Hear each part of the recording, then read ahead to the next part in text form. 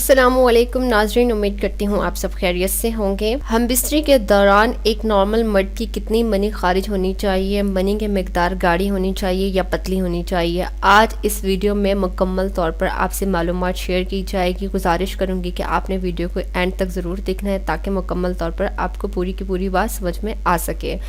سب سے پہلی بات تو یہ ہے، پتلی منی ان لوگوں کی ہوتی ہے جن کی ٹائمنگ بہت کم ہوتی ہے، اس کے ساتھ ہی گاڑی منی ان لوگوں کی ہوتی ہے جن کی ٹائمنگ زیادہ ہوتی ہے۔ اب اکثر ایک سوال کیا جاتا ہے کہ ٹائمنگ زیادہ ہوتی ہے مگر منی کی مقدار کم ہوتی ہے، تو یہ ایک بہت اہم سوال ہے اور اس کے بارے میں جاننا ہر مرد کے لیے بہت ہی زیادہ ضروری ہے۔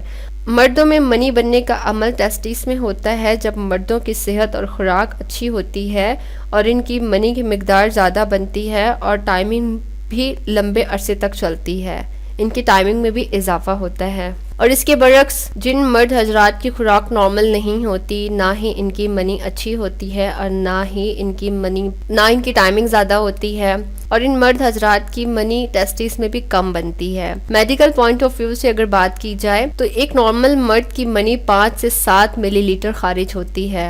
مرد کی منی کا دار و مدار اس کی خوراک پر ہوتا ہے۔ اگر مرد اپنی صحت کا خاص خیال رکھے، اپنی خوراک کا خاص خیال رکھے تو وہ ایک اچھا ٹائم حاصل کر سکتا ہے۔ ادروائز مردوں کے لیے ٹائمنگ حاصل کرنا بہت ہی مشکل سا کام ہے، اچھی خوراک ہی ان کو اچھا ٹائم دے سکتی ہے۔ امید کرتی ہوں آپ کو یہ ویڈیو بہت زیادہ پسند آئی ہوگی اور آپ کے لیے بہت زیادہ انفارمیٹیو بھی رہی ہوگی۔ خیال رکھیے گا اپنا، ملتے ہیں پھر نیکسٹ ویڈیو میں۔ اللہ حافظ۔